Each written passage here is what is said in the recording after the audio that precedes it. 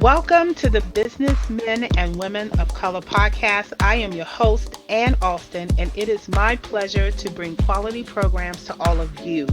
I am so excited again to be back speaking with amazing speakers who are not only just speakers, but they are business owners and people who have phenomenal talents. And so I'm so grateful to have amazing speakers this year for the podcast. I want to encourage everybody to please listen to all of the podcasts. Please take the time to go to each and every one of the pages.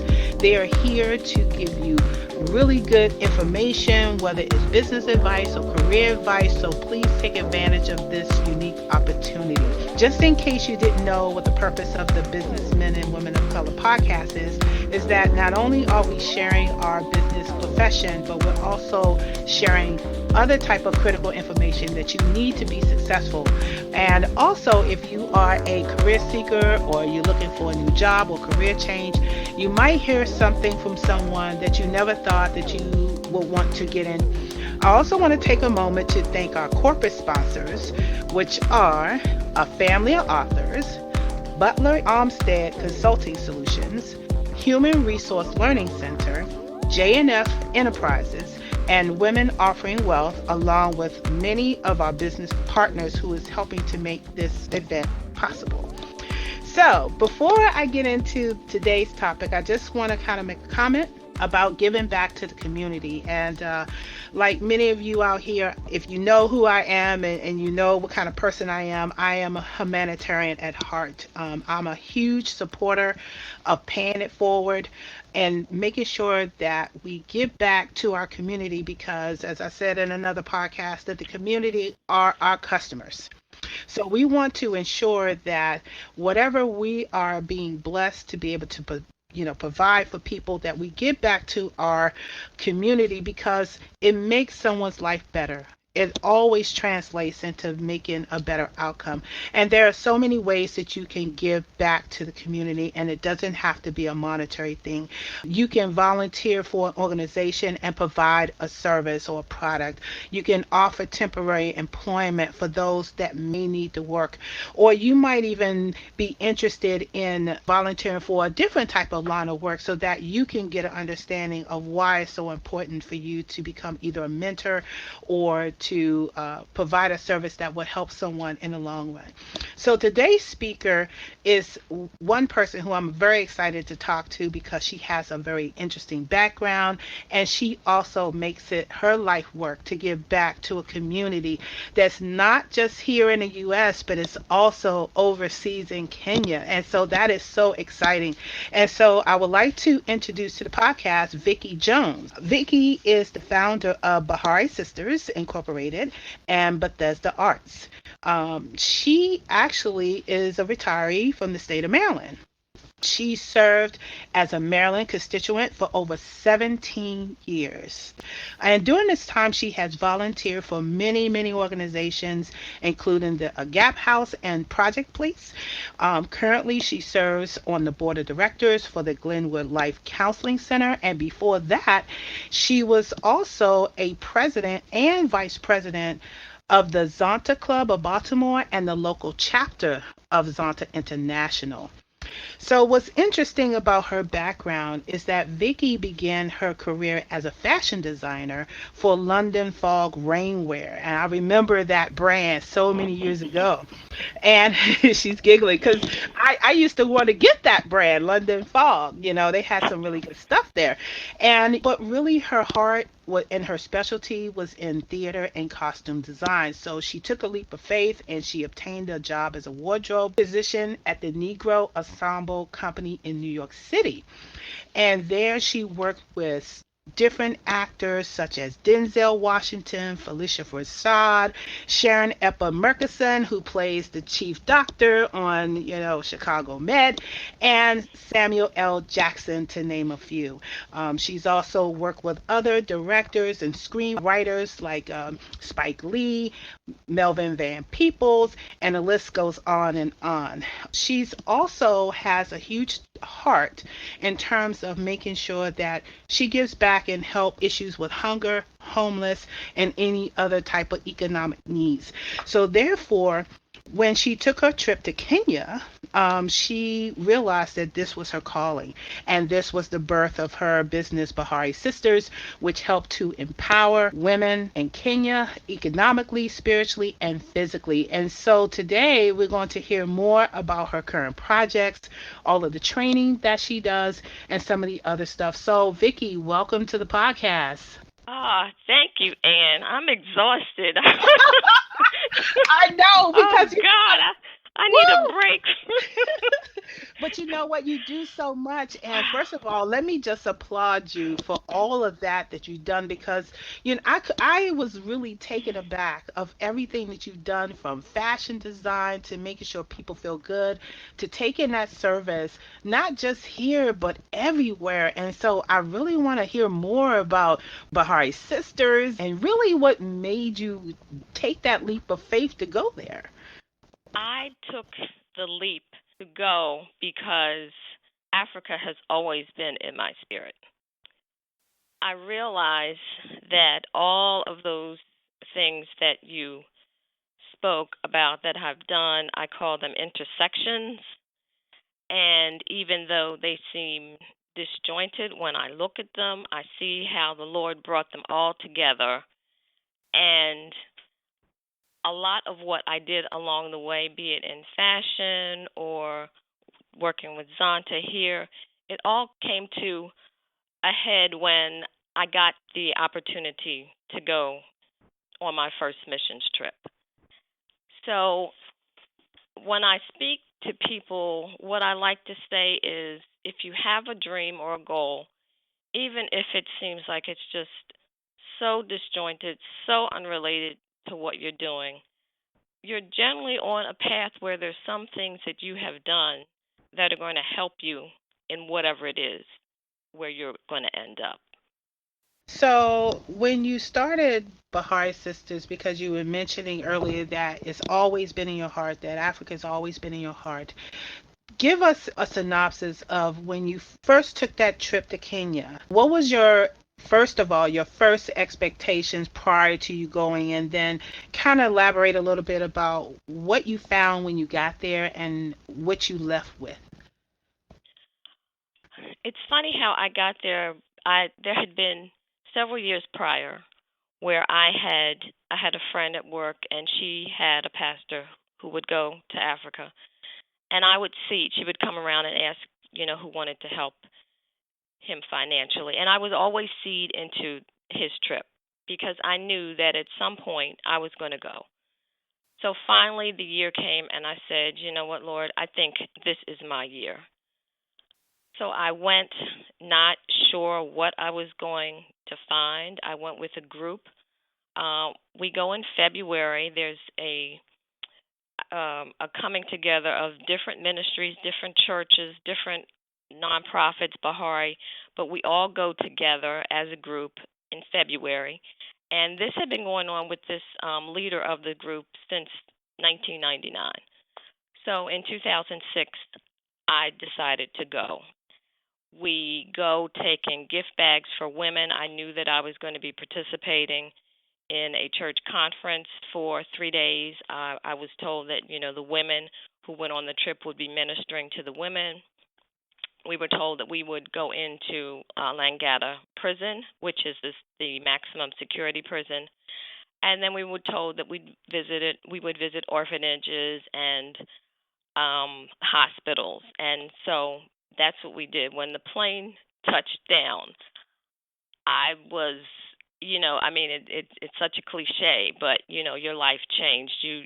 You can't envision. I couldn't envision myself actually on the continent. It was just mind-boggling to me. The people met us with such love. They welcomed us. They took care of us. And when we sat down and talked to the women after the conference, just over tea, we became friends. And we had all been told, when you go, make sure you copy your email on a piece of paper so that you can just tear it off and hand it out because women are going to want to stay in contact with you. And so that's what we did. So when I came back, I was communicating with all these women by email. Sometimes they would call. When I went back 2 years later, there were several women who I had really become friends with. Over those years, I had gotten emails from them. My child is out of school. The landlord has put us out of the house. We have no food. And I would try to send whatever extra money that I had. So when I went back, and we go back and we take the little, baggy size gift bags that have deodorant and soap and toothpaste, and we try to put some kind of a girly thing in there, a little perfume or something, and we go back the second time, and I'm handing these women who I now have known have literally had no food for 2 years, and I'm handing them this gift bag. Somehow it just didn't seem enough. And I said to myself, there has to be some way, something that can be done, that these women can be helped to do something that will sustain them, because they are bright, they have gifts and talents, they are fabulous artisans, because the jewelry making, the handbag making, the weaving of crafts, it was just superb. And that was where my designer clicked and connected with the women, because I saw that it was just a matter of a financial component missing. So I came back and I prayed and I thought about, what could I do? My first thought was, well, maybe if I rent an apartment over there, I could have one of the women who I trust stay in the apartment, and women who were in need could come. We could keep it stocked with food, and we could give out some kind of medical services there. And but it was evident to me that that would not work, because I couldn't sustain that. And so that's when I said, okay, I need to do a nonprofit. And the thing of it was, I had gone through the process of starting a nonprofit with the theater company, Bethesda Arts. So when it came to doing that, I pretty much knew how to get it done. And that's what I did. I formed the board and I said, you know what, we're going to try to see if we can do something for these women on an ongoing basis. And, our focus was education and economic development. And we have, branched out that we now support a group that does healthcare initiatives and cleanup of the slum areas in Nairobi. So we're expanding, and that's how it all came about. Wow.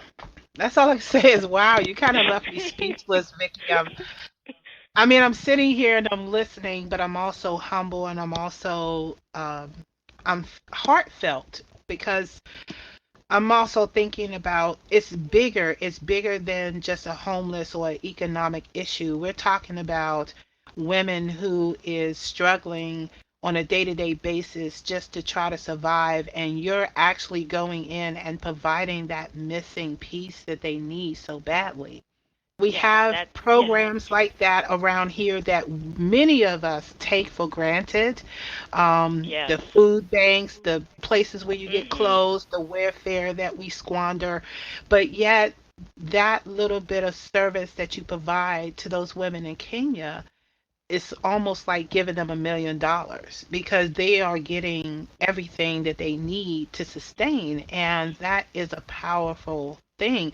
And that's another reason why I wanted you on this podcast, because many of us don't understand how much that affects a person when you're handing out and giving back to someone and changing someone's life just by saying, here is something I can give you that will help you, and you don't have to return anything. You don't owe me Yes. anything. And it And absolutely is life changing for mhm, them, because I like to say, the women, well, pray. Those of us who are Christian and we pray, we thank the Lord for our daily bread. These women are thanking the Lord for daily bread and believing in daily bread, and they literally have not had last week's bread, but they still maintain their spirit, and they still do what they can for their children. These women are so, they will put their children first. We actually sent this week. We had a jewelry event 2 weeks ago, two Saturdays ago, and we were able to send about $400 to one of the women, and that that was just, I mean, that's like $1 million for Yeah, her to I was have gonna ask you. this So like, month. right, so $400. So help me do the equation. So $400 here in the US will be worth what in Kenya? Well, for shillings, it would be like 4,000 shillings. Wow. Think I'm That's trying to still a do this lot. in my mind. Yeah. But it would, something like $400 will pay for rent, for food for more than a month. Um, for clothing, it's just a lot to get for someone to get Right. at one time. And this is from, sale of her jewelry, which is a craft that she Mhm. does well, and one of the things that I've been working with the women, we have like groups of women, and we have a head of each group, and we have two groups of women who do jewelry, and I've been working with them on some new pieces because some of the designs that they make don't transfer to the Mhm. American woman. So we've been working on some new pieces, and I got some of those in the last shipment that Karen sent, and they sold out. Women love them. And so, Wow. the goal is to work to get more craftsmanship so that I can take those pieces to a store and we can have those things in a store. I was actually asked at the store when we did a pop-up about the possibility of putting the pieces in the store. But this is the kind of quality of work that the women are doing, Yeah, and when we're, because you had something on Facebook where you were showing an earring and yes, a necklace, and then I shared yes, that, and then there was another one that you had where you were saying come and buy some jewelry, and I shared yes, that because I thought that first of all they were beautiful pieces. The beautiful teal green that you had there, the mhm, earrings, they were really nice. And I know that there's a lot of people out there who's connected to me that buy the jewelry like that. yes, I really kind of want to promote more because they need to understand that it's not just jewelry that you're showing, it's literally someone's craftsmanship from somewhere. And matter of fact, a couple weeks ago when I was on my wedding anniversary weekend, there was this little old lady who was making handcraft jewelry, and it was absolutely beautiful. But it's those things that they do that you can't get anywhere else. They are one of a kind, no, and that's what makes it. absolutely, Yeah, that's what makes it so unique. So I'm telling everybody yes. who's listening to this podcast, right?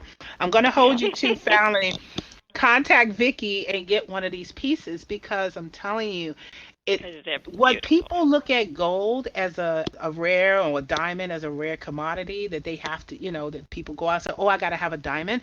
You should be feeling the same way about these pieces from Kenya. You should be going out there and trying to buy. And I know, Vicky, I'll probably get with you because I'm going to get me a piece because I thought the one that you had with the green necklace and that earring, I really liked it a lot. I'm trying to think if we still have that. If we still have that, I will send that to you, and if not, I will have Karen make you one. And I'm gonna take pictures of it, y'all, and I'm gonna put it up on Yes. this page to show I have it. Okay, so Yes. make sure that you please. So tell us some more about what other services that you do between your Bahari sisters and your other company, the Bethesda Arts. I'm really interested to see how those intertwine together. Yes, so Bethesda Arts is my theater company, and as we say in the theater is black right now, meaning that it's not up and running. That is a nonprofit that is for the training of youth and adults who want to learn theater craft, but who can't go to NYU or North Carolina School of the Arts. And that came out of my desire to teach adults literacy. When I was at a church, I took a literacy volunteer of America course. This was mid 90s, I think, and I just took it, to see what it would be like, and I began tutoring adults. And I was introduced to the world of adult literacy and what the issues are with that. And again, an intersection. How can I teach literacy and still be creative about it? So I started Bethesda Arts, and we were up and running for several years.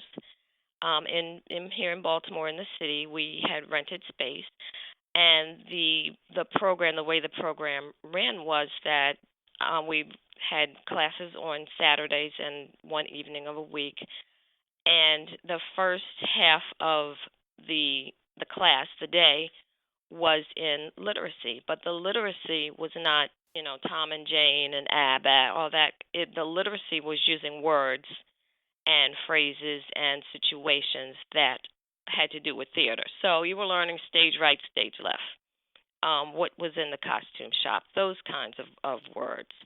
And we had students from between the ages of 15 to 30.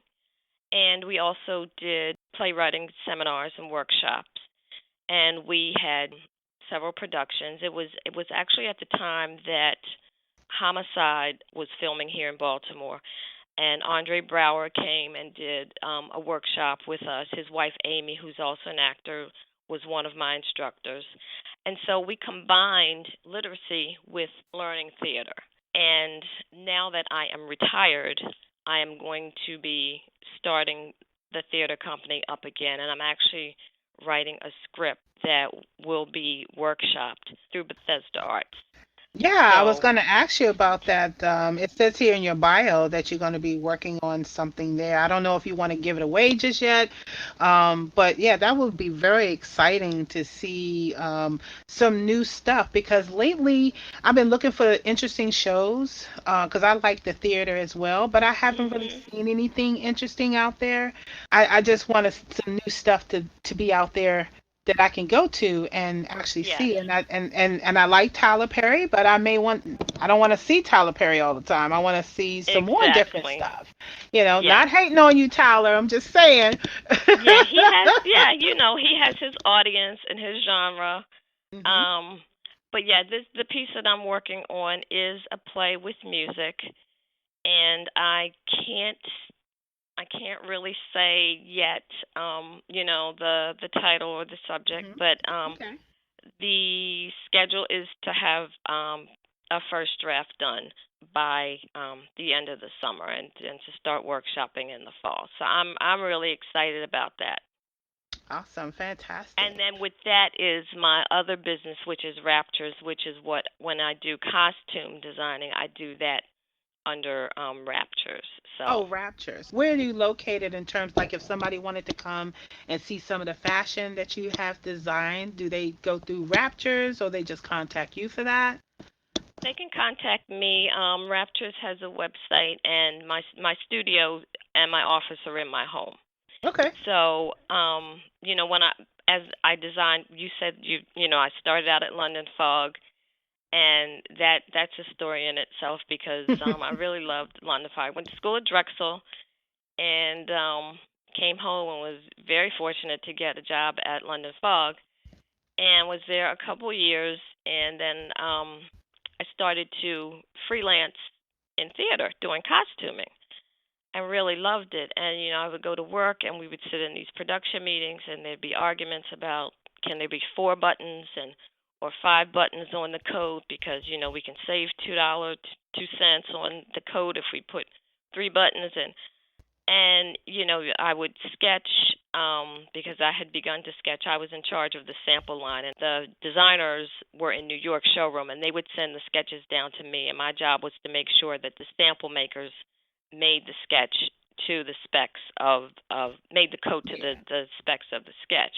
Right. So I started sketching, and it just became, more a business than the creative. that I wanted to do, and I realized that, you know what, I think I'm a costume designer because I was really, loving that. And I worked with Steve Yeager, was one of the first directors that I worked with here in Baltimore. A lot of people will know Steve from working with John Waters and all those, Divine and all those people.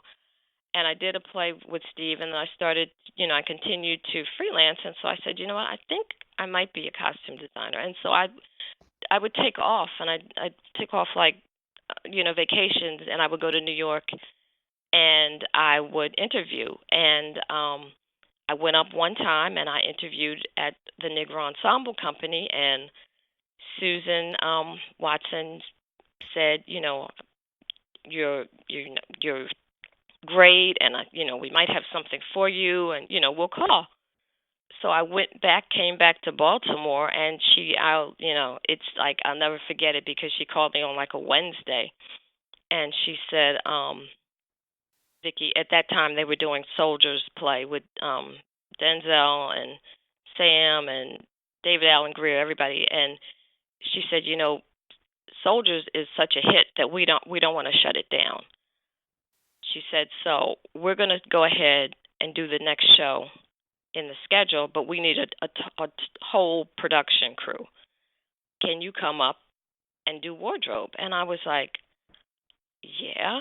So she says, well, the production meeting is Monday and you need to be here. Oh, wow.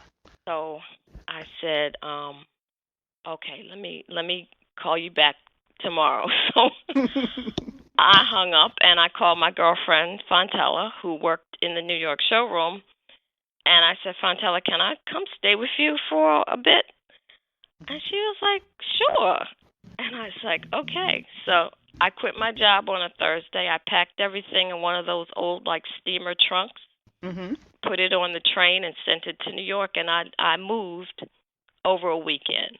Wow. And when I think about that now, I think, Lord, I can't even believe that I did that. But that's what I did. And yes, thrown into New York theater. And Fontella gave me a subway map and said, here you go.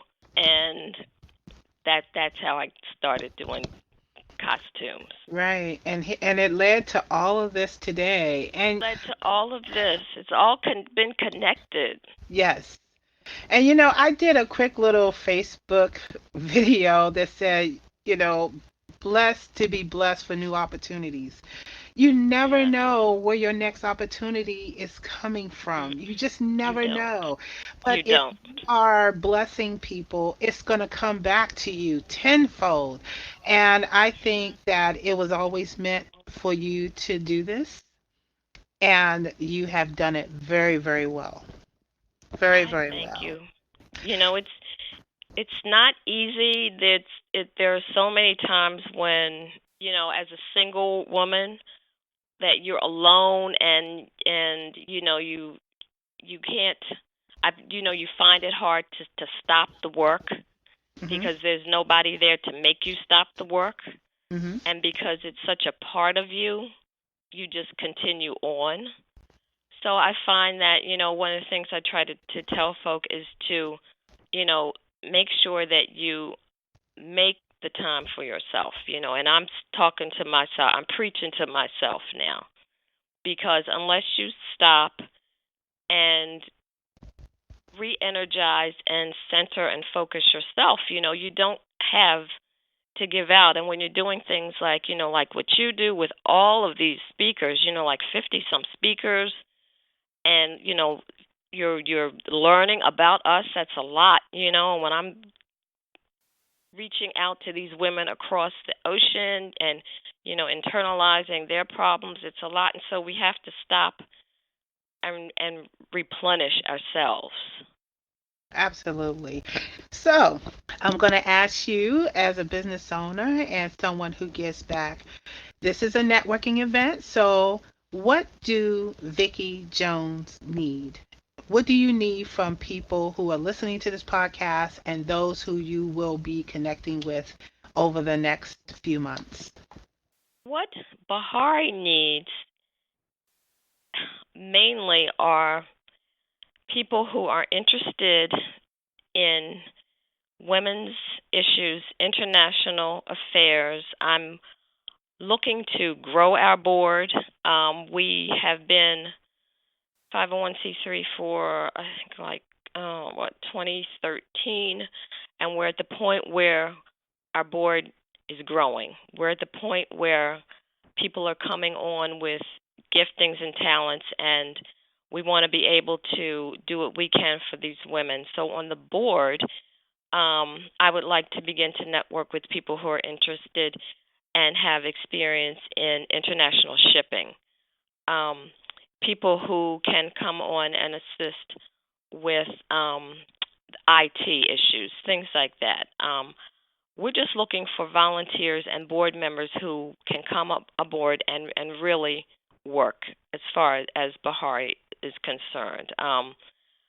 We have our projects in place. We have our financials in place. We are a good, solid, up and running organization, and so that's what we need. We just need people to come on the board right now. I'd really like to expand our board.